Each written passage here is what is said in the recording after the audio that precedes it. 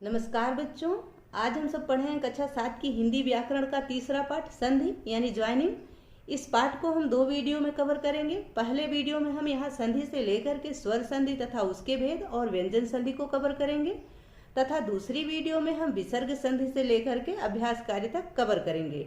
ठीक है, तो चलिए स्टार्ट करते हैं। संधि यानी ज्वाइनिंग। संधि किसे कहते हैं? संधि का अर्थ है मेल यानी जोड़। जब 2 वर्ण पास पास आ जाते हैं तब उनके मेल से जो परिवर्तन आता है उसे संधि कहते हैं। जब 2 शब्द निकट आते हैं तब पहले शब्द के अंतिम वर्ण और दूसरे शब्द के पहले वर्ण में कुछ विकार या परिवर्तन आ जाता है। कुछ विकार आता है या परिवर्तन आ जाता है, इसी को संधि कहते हैं। जैसे देव प्लस आलय है। देव प्लस आलय यानी देवालय। यहाँ देव और आलय, इसमें देव में अ है और आलय में आ है, तो अ और आ के मेल से जो परिवर्तन हुआ वह आ के रूप में हुआ, जिससे शब्द बना देवालय। आगे है महा प्लस ईस यानी महेश। इसमें महा का आ और ईस का ई, इन दोनों का मेल हुआ, आ और ई का मेल हुआ और परिवर्तन ए हुआ। परिवर्तन के रूप में ये बना, जिससे शब्द बना महेश। आगे है उत प्लस ज्वल यानी उज्ज्वल। तो इसमें आधे त और आधे ज, आधे त और आधे ज के मेल से डबल आधा ज बनता है, जिससे शब्द बनता है उज्ज्वल। ठीक है, तो ये परिवर्तन के रूप में आया है डबल ज आधा, तो इसी से यह शब्द उज्ज्वल बना। ठीक है, आगे है निह प्लस धन निर्धन। तो इसमें निह में विसर्ग और ध व्यंजन दोनों का मेल हुआ है। विसर्ग और ध व्यंजन का मेल हुआ है, जिसकी वजह से रेफ के र का निर्माण हुआ है और आपको यहाँ ध पे रेफ के र के साथ जो वर्ड मिलता है, इससे शब्द बना निर्धन। ठीक है, यानी विसर्ग के स्थान पर क्या हो गया? रेफ का र हो गया, जिसकी वजह से शब्द क्या बन गया? निर्धन। ठीक है, आगे है संधि विच्छेद। संधि विच्छेद, हमने संधि समझा कि क्या होता है। अब विच्छेद क्या होता है संधि का, इसको समझ लेते हैं। विच्छेद का अर्थ होता है अलग करना यानी अलग होना। संधि से बने शब्द को पुनः पूर्व स्थिति में लाना संधि विच्छेद कहलाता है। यानी जब हम, जैसे नरेंद्र, जब हम यहाँ नरेंद्र देख रहे हैं तो यह संधि है। ठीक है, और नर प्लस इंद्र ये विच्छेद है। नर प्लस इंद्र जब है, अलग अलग शब्द है दोनों, नर और इंद्र, तब जाके ये क्या है? यह विच्छेद है। और नरेंद्र जो है यह संधि है। तो वर्णों को अलग करना, शब्दों को अलग करना ही विच्छेद कहलाता है, उसे ही संधि विच्छेद कहते हैं। संधि के भेद, काइंड्स ऑफ ज्वाइन। अब हम इसको जान लेते हैं कि काइंड्स ऑफ ज्वाइनिंग क्या होते हैं, संधि के भेद क्या होते हैं, कितने भेद होते हैं। संधि और संधि के 3 भेद होते हैं, स्वर संधि, व्यंजन संधि और विसर्ग संधि। तो संधि के कितने भेद होते हैं? 3 भेद, स्वर, व्यंजन और विसर्ग संधि। ठीक है, स्वर संधि यानी ज्वाइनिंग ऑफ वॉवेल। तो पहले हम स्वर संधि जान लेते हैं। स्वर संधि के भी भेद होते हैं। स्वर संधि के कितने भेद होते हैं? स्वर संधि के 5 भेद होते हैं। दीर्घ स्वर संधि, गुण स्वर संधि, वृद्धि स्वर संधि, यड़ स्वर संधि और अयादि स्वर संधि। तो स्वर संधि किसे कहते हैं? जब 2 स्वरों का आपस में मेल होता है तो वहां स्वर संधि का निर्माण होता है, उसे स्वर संधि कहते हैं। जब 2 स्वरों का आपस में मेल होता है, 2 स्वरों के परस्पर मेल को स्वर संधि कहते हैं। जैसे हिम प्लस आलय है, हिमालय है। इसमें आप देखिए अ और आ का मेल होता है, जिसकी वजह से परिवर्तन में हमें आ रूप मिलता है, जिससे शब्द बनता है हिमालय। ठीक उसी प्रकार पुस्तक प्लस आलय है। यहाँ पुस्तक में अ है और आलय में आ है, तो इन अ और आ के मेल से आ का निर्माण हुआ, जिससे शब्द बन गया पुस्तकालय। सूर्य प्लस उदय है, सूर्योदय है। इसमें सूर्य में अ है और उदय में ऊ है, तो अ और ऊ के मेल से ओ का निर्माण हुआ, यानी परिवर्तित रूप क्या हुआ? ओ, जिसकी वजह से शब्द बना सूर्योदय। भानु प्लस उदयति यानी भानुदयति। यहाँ आप देखिए भानु में ऊ है और उदयति में ऊ है, तो इन दोनों ऊ के मेल से बड़े ऊ का निर्माण हुआ, जिससे शब्द बन गया भानुदयति। तथा प्लस एव, तथैव। इसमें तथा में आ है, एव में ए है, तो आ और ए के मेल से अ का निर्माण हुआ, जिसकी वजह से शब्द बना तथैव। ठीक है, स्वर संधि समझ में आ गई। अब हम स्वर संधि के भेद को एक एक करके समझ लेते हैं अच्छे से कि दीर्घ स्वर संधि क्या होता है, गुण स्वर संधि क्या होता है, वृद्धि स्वर संधि क्या होता है, यड़ स्वर संधि क्या होता है और अयादि स्वर संधि क्या होता है। तो इनको एक एक करके हम समझ लेते हैं। आपकी पुस्तक में भी स्वर संधि का भेद दिया गया है, स्वर संधि का उदाहरण दिया गया है कि दो स्वरों के मेल से जो विकार होता है उसे स्वर संधि कहते हैं। जैसे नर प्लस इंद्र यानी नरेंद्र, यहाँ अ और ई का मेल होने से ए परिवर्तित होकर हुआ है, जिससे शब्द बना नरेंद्र। महा प्लस ईस, आ और ई के मेल से ए का निर्माण हुआ, जिससे शब्द बना महेश। सूर्य प्लस उदय, यहाँ अ और उ का मेल हुआ, सूर्य में अ है, उदय में उ है, तो अ और उ के मेल होने से ओ बन गया, जिससे शब्द बना सूर्योदय।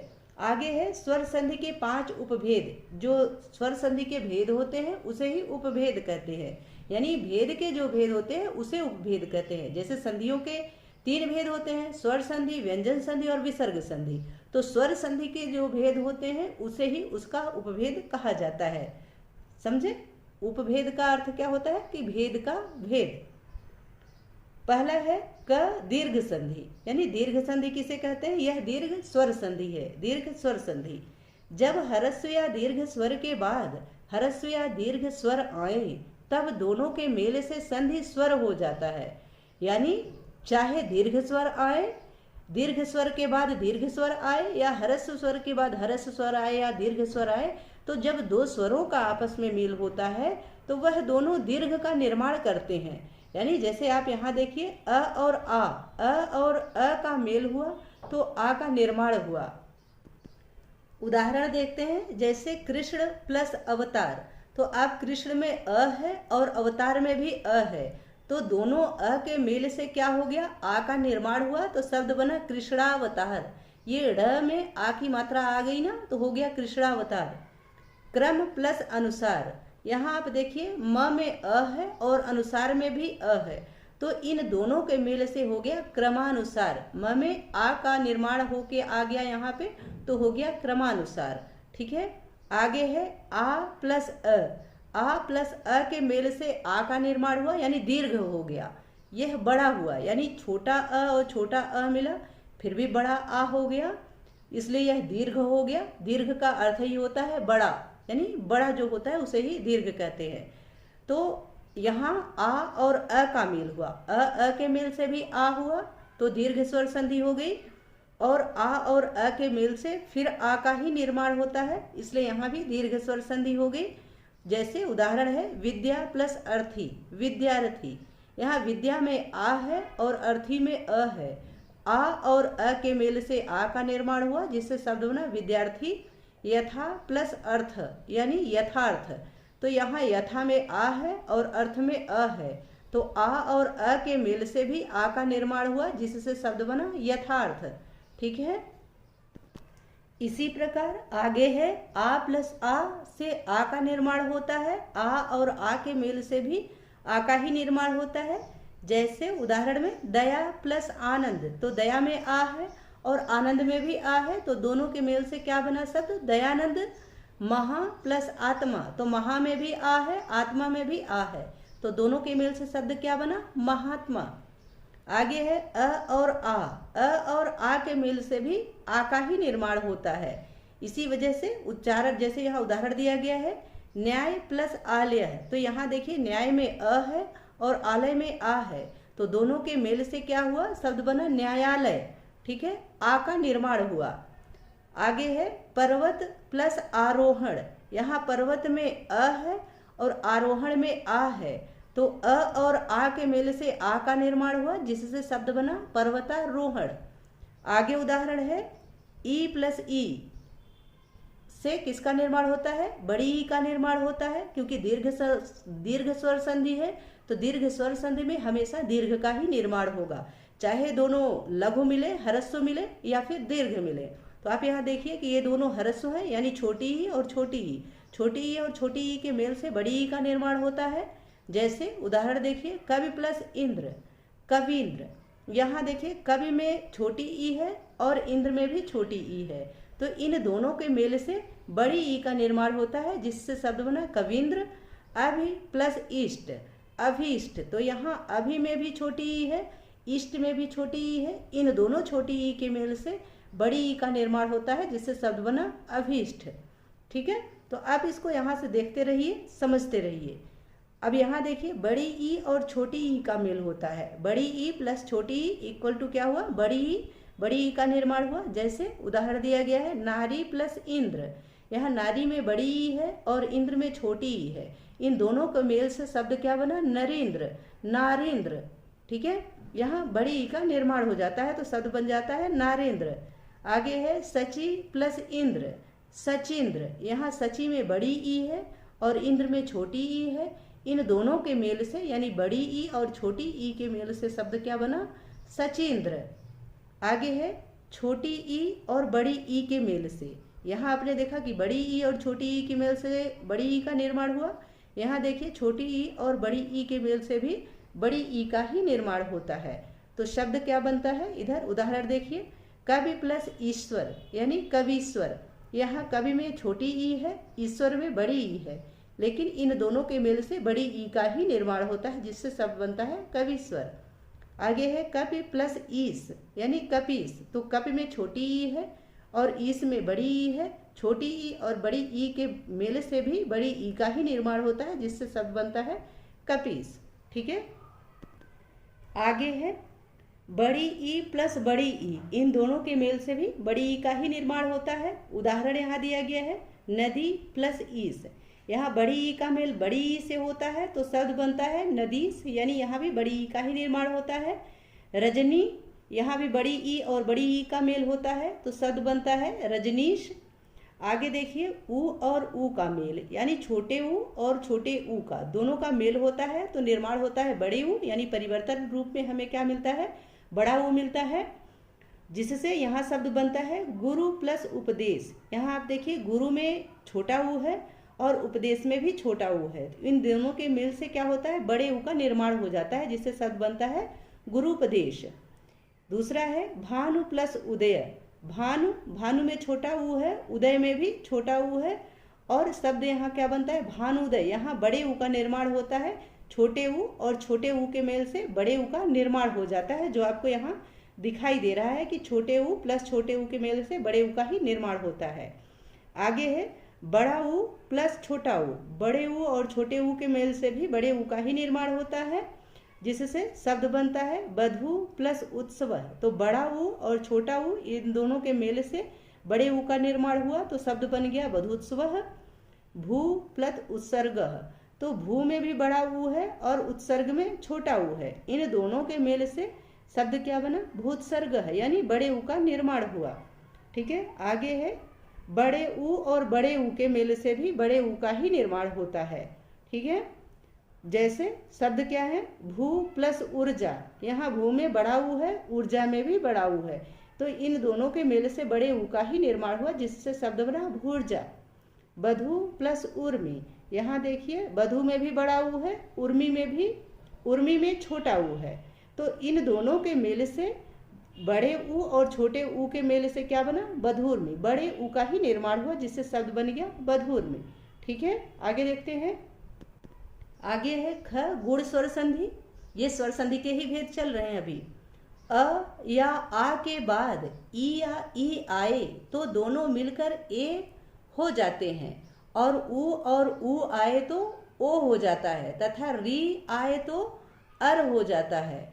यानी जो गुण संधि होता है उसमें क्या होता है कि यदि अ या आ के बाद ई या ई आता है तो क्या होता है, ई और ई या आ और ई ये मिल करके क्या बन जाते हैं, ए बन जाते हैं।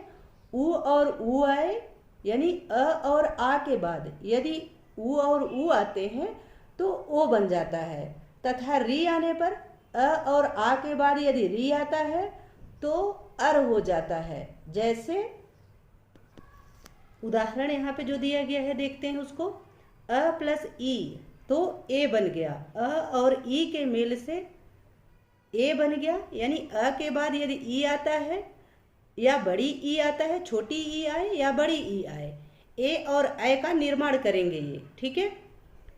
आगे है, जैसे उदाहरण देखते हैं इसका, नर प्लस इंद्र, नरेंद्र।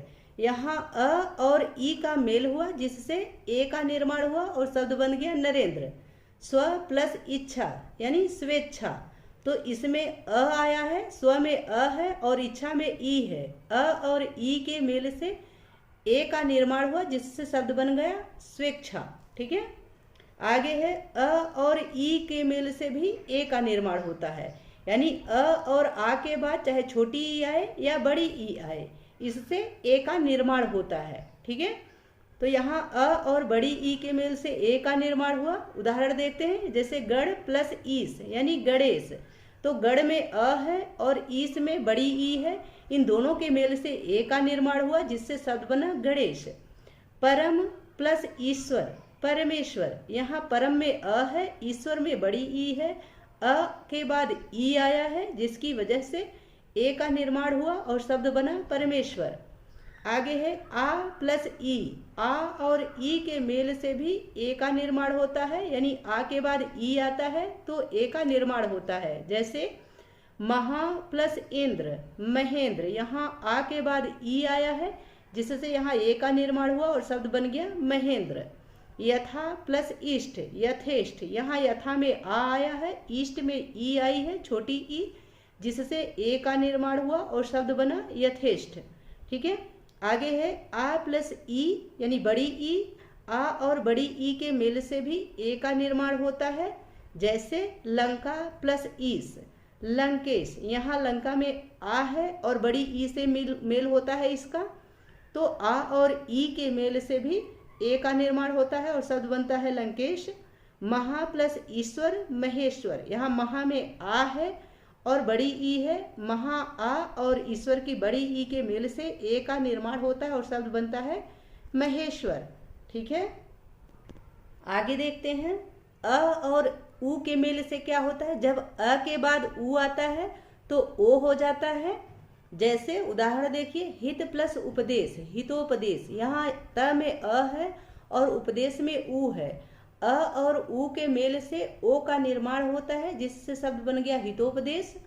पर प्लस उपकार, परोपकार, यहाँ पर में र में अ है और उपकार में उ है, तो अ और उ के मेल से ओ का निर्माण हुआ जिससे शब्द बना परोपकार। आगे है, विवाह प्लस उत्सव, विवाहोत्सव, इसमें देखिए विवाह में अ है, उत्सव में उ है, अ और उ के मेल से, जैसे यहाँ दिखाया गया है कि अ और उ के मेल से ओ का निर्माण होता है, यानी यदि अ उ से मेल हो, अ का मेल उ से हो तो ओ बन जाता है। उसी प्रकार यहाँ दिया गया है, विवाह में अ है, उत्सव में उ है, इन दोनों के मेल से ओ का निर्माण हो जाता है तो जिससे शब्द बन जाता है विवाहोत्सव। आगे है, लोक प्लस उक्ति, लोकोक्ति, तो इसमें देखिए लोक में क में अ है और उक्ति में उ है, तो अ और उ के मेल से ओ का निर्माण हुआ जिससे शब्द बन गया लोकोक्ति। आगे है, आ और उ के मेल से ओ हो जाता है, ठीक है। आ और उ यदि आपस में मिलते हैं तो ओ का निर्माण होता है। उदाहरण है, महा प्लस उत्सव, महोत्सव, यहाँ देखिए महा में आ है और उत्सव में उ है, तो आ और उ के मेल से ओ का निर्माण हुआ तो शब्द क्या बन गया महोत्सव।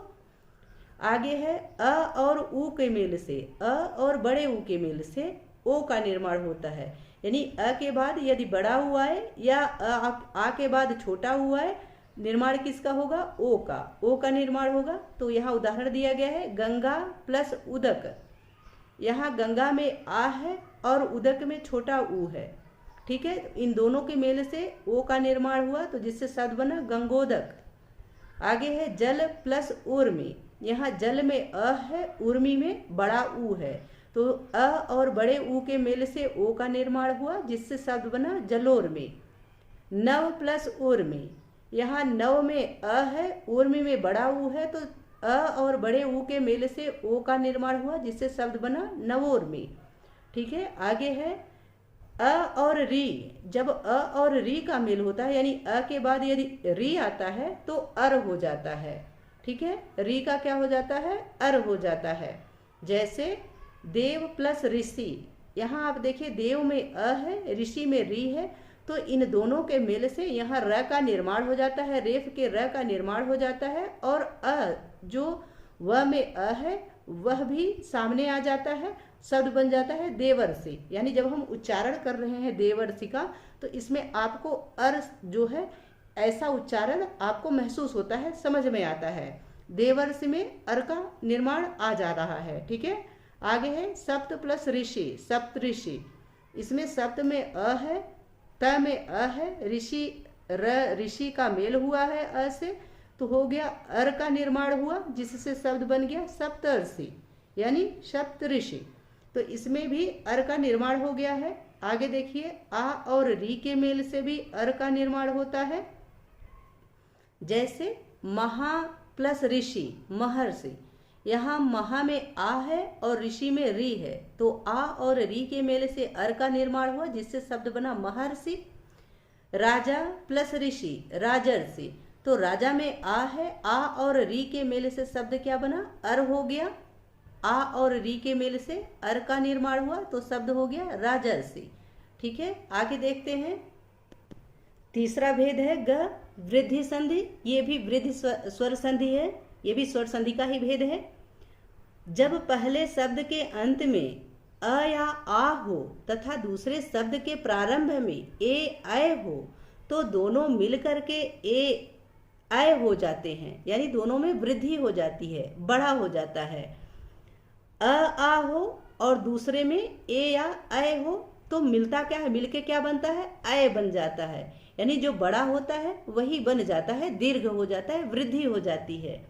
ठीक है, यदि ओ और औ आए, शब्द में यदि ओ और औ आए तो औ हो जाते हैं। यदि अ और आ आता है और मेल उनका ए और अ से होता है, तो इसमें अय हो जाता है। और यदि ओ और औ आता है तो इसमें औ का निर्माण हो जाता है। ठीक है, जैसे उदाहरण देखिए, अ प्लस ए, तो क्या आता है परिवर्तन होके, अय। अ और ए के मेल से अय का निर्माण होता है, जैसे एक प्लस एक, एक एक, ए अय का निर्माण हो गया। ठीक है, लोक प्लस एड़ एसड़ा, लोकेशड़ा। तो यहाँ लोक में अ है, क में अ है, एसड़ा में ए है, अ और ए के मेल से अय का निर्माण होता है, तो शब्द क्या बन गया, लोकेशड़ा। आ और ए के बाद आ और ए के मेल से क्या बनता है, अय बन जाता है, जैसे सदा प्लस एव। यहाँ सदा में आ है और एव में ए है, तो इन दोनों के मेल से अय का निर्माण हो जाता है, जिससे शब्द बना सदैव। तथा प्लस एव, तथा में आ है, एव में ए है, इन दोनों के मेल से शब्द बन गया तथैव। यहाँ अय का निर्माण हुआ। ठीक है, आ और ए के मेल से अय का निर्माण हुआ, वृद्धि हो गई और बन गया अय। आगे है अ प्लस अय। अ प्लस अय के मेल से भी अय का ही निर्माण होता है, यानी वृद्धि हो जाती है। यहाँ उदाहरण देखते हैं, मत प्लस ऐक्य, मत ऐक्य। यहाँ त में अ है, अ और अय का मेल हुआ तो अय का ही निर्माण होता है, जिससे शब्द बन जाता है मतैक्य। धन प्लस ऐश्वर्य। यहाँ धन में अ है, ऐश्वर्य में अय है, अ और अय के मेल से अय का निर्माण होता है, जिससे शब्द बन जाता है धन ऐश्वर्य। आगे है आ प्लस अय। आ और अय के मेल से भी अय का निर्माण होता है, जैसे महा प्लस ऐश्वर्य। महा में आ है और अय है, आ और अय के मेल से अय का निर्माण हुआ, जिससे शब्द बना महेश्वर्य। आ प्लस ओ। आ प्लस ओ से भी औ का निर्माण होता है, ये वृद्धि होके औ बन जाता है, जैसे दंत प्लस ओष्ठ, दंतौष्ठ। यहाँ दंत में त में आ है, त है, त में अ है और ओष्ठ में ओ है, तो इन दोनों के मेल से भी औ का निर्माण होता है, जिससे शब्द बन जाता है दंतौष्ठ। ठीक है, अ और औ के मेल से भी औ हो जाता है, तो ये जो अ और औ के मेल से औ हुआ, इसी का उदाहरण है ये। ठीक है, कि अ और ओ के मेल से औ का निर्माण हुआ है। आगे उदाहरण है परम प्लस औषध, परम औषध, परम औषध। तो यहाँ परम में अ है, औषध में औ है, इन दोनों के मेल से औ का निर्माण हुआ, तो शब्द क्या बन गया, परम औषध। यहाँ आ है प्लस औ है, आ और औ के मेल से भी वृद्धि होके औ का निर्माण होता है। जैसे महा प्लस औषध, महाऔषध है, तो महा में आ है, औषध में औ है, इन दोनों के मेल से शब्द क्या बना? महाऔषध है। यहाँ औ का निर्माण हो गया। ठीक है, आगे है यड़ स्वर संधि। यदि ह्रस्व या दीर्घ ई उ के बाद कोई असमान स्वर आ जाए तो ई का य और उ का व हो जाता है। जैसे उदाहरण देखते हैं, अ प्लस ई तो य हो गया, अ और ई के मेल से अय हो गया। उदाहरण है यदि प्लस अपि, यद्यपि, यहाँ ई और अ के मेल होने से य हो गया, जिससे शब्द बना यद्यपि। अति प्लस अधिक, अत्यधिक, यहाँ ई और अ के मेल से य का निर्माण हुआ, जिससे शब्द बन गया अत्यधिक। अति प्लस अंत, तो यहाँ ई और अ के मेल से य का निर्माण हुआ, जिससे शब्द बन गया अत्यंत। ई प्लस आ, ई और आ के मेल से या का निर्माण हो जाता है। जैसे इति प्लस आदि, यहाँ ई और आ का मेल हुआ और या का निर्माण हो गया, जिससे शब्द बन गया इत्यादि। अति प्लस आवश्यक, यहाँ ई और आ का मेल हुआ, जिससे या का निर्माण हो जाता है और शब्द बन जाता है अत्यावश्यक। ठीक है, आगे है ई प्लस उ, ई और उ के मेल से, यानी छोटी ई और उ के मेल से यू हो जाता है, यू का निर्माण हो जाता है। जैसे ऊपरी प्लस उक्त, यहाँ ऊपरी में ई है और उ है, उक्त में उ है, ई और उ के मेल से यू बन जाता है, तो शब्द क्या हो गया? उपरयुक्त। ठीक है, आगे है उ प्लस आ, उ प्लस आ जब आपस में मिलते हैं तो वाह हो जाता है। जैसे सु प्लस आगत, यहाँ सु में उ है और आगत में आ है, तो वाह बन गया, जिससे शब्द बन गया स्वागत। यानी उ और आ के मेल से क्या होता है? वाह बन जाता है, तो शब्द हो गया स्वागत। आगे है उ प्लस ए, जब उ और ए आपस में मिलते हैं तो बन जाता है वे बन जाता है, यानी उ और ए के मेल से वे का निर्माण होता है। जैसे अनु प्लस एषण, तो अनु में उ है, एषण में ए है, उ और ए के मेल से वे का निर्माण हुआ, तो शब्द बन गया अन्वेषण। ठीक है, आगे है उ प्लस अ प्लस व, ये जब उ और अ का मेल होता है तो व का निर्माण हो जाता है, यह प्लस नहीं रहेगा, यह इक्वल टू है। ठीक है, तो उ और अ के मेल से व का निर्माण हो जाता है। जैसे अनु प्लस अय, यहाँ उ और अ का मेल हुआ है और शब्द क्या बन गया? अन्वय, यहाँ व का निर्माण हो गया, जिससे शब्द बन गया अन्वय। ठीक है, आगे है अयादि संधि। यह पांचवा है स्वर संधि का आखिरी भेद, अयादि संधि। अयादि संधि में क्या होता है? ह्रस्व या दीर्घ ए ओ के बाद, चाहे छोटा ए हो या बड़ा ए, चाहे छोटा ओ हो या बड़ा ओ हो, इसके बाद कोई असमान स्वर आए तो ए का अय का आय, ओ का अव का आव हो जाता है। यानी कोई भी, चाहे वह ह्रस्व हो या दीर्घ हो, असमान स्वर यदि उसके साथ आता है तो ए का अय हो जाता है, अय का आय हो जाता है, ओ का अव हो जाता है और अव का आव हो जाता है। जैसे ए प्लस अ से किसका निर्माण हुआ? अय का निर्माण हो गया। अय प्लस अ का निर्माण से अय और अ के मेल से आय का निर्माण हो गया। ओ और अ के मेल से अव का निर्माण हो गया।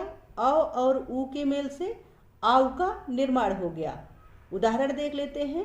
अ और ए के मेल से अय हुआ, उदाहरण बना ने प्लस अन, नयन। यहाँ आप देखिए, नयन में जब हम नयन का उच्चारण करते हैं तो अन आपको अय का इसमें उच्चारण आ जाता है, नयन अय आ जाता है। बोलते वक्त आपको उच्चारण में समझ में आएगा कि नयन में अय है। आगे अय प्लस अ से आय का निर्माण होता है। जैसे नय प्लस अक, नय में अय है और अ है, अय और अ के मेल से नायक ऐसा शब्द बना, तो यहाँ आय हो गया। ठीक है, अय का क्या हो गया? आय हो गया, तो शब्द क्या बन गया? नायक। ओ प्लस अ के मेल से अव का निर्माण होता है। जैसे पो प्लस अन, पवन। यहाँ ओ है, और अ है, ओ और अ के मेल से अव का निर्माण हो गया, तो शब्द क्या बना? पवन। जब हम पवन बोलते हैं तो अव का उच्चारण होता है। आगे है अव प्लस उ से आव का निर्माण हो जाता है, जैसे भव प्लस उक, इसमें अव है और इसमें उक में ऊ है। भव में अव है और उक में ऊ है, तो अव और ऊ के मेल से किसका निर्माण होता है? आव का निर्माण हो जाता है। जो भावुक में आपको पता चलेगा, भावुक शब्द बना भावुक, तो इसमें आव का निर्माण हो गया। ठीक है, आगे है व्यंजन संधि।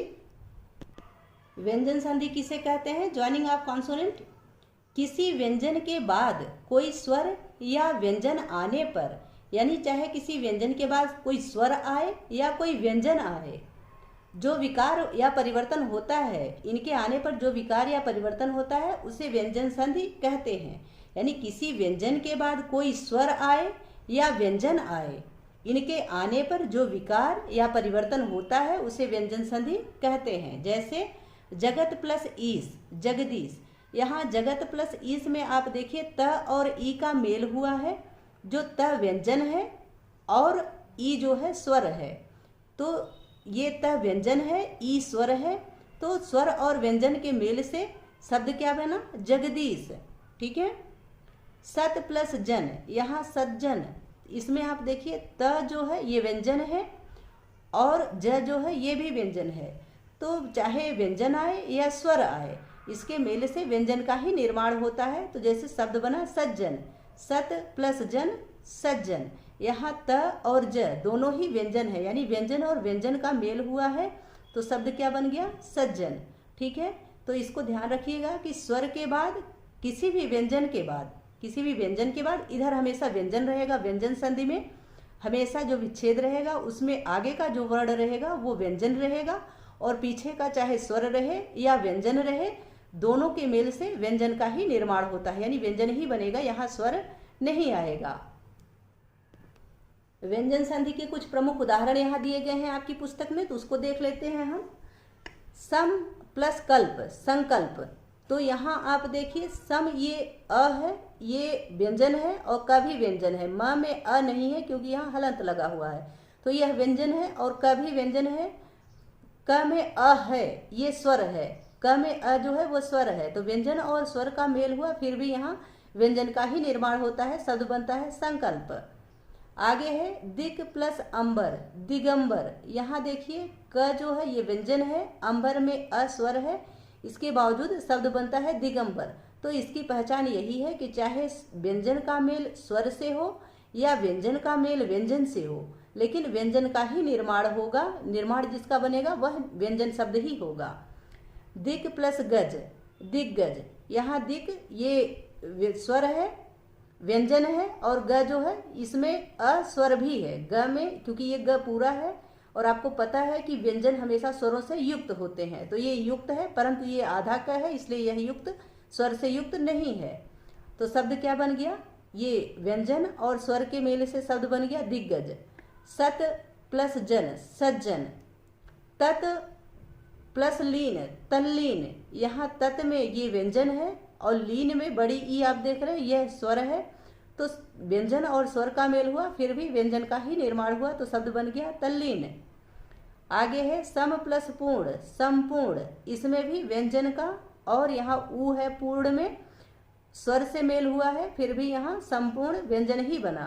ठीक है, आगे है सम प्लस योग, संयोग। यहाँ व्यंजन का मेल ओ से होता है, ओ इसमें योग में जो ओ है यह स्वर है, तो इसके मेल से भी संयोग यानी व्यंजन का ही निर्माण होता है। आगे है उत प्लस चारण, उच्चारण। इसमें त जो है यह व्यंजन है और चारण में आ स्वर है, इसके आने से भी यहाँ व्यंजन का ही निर्माण होता है और शब्द बनता है उच्चारण।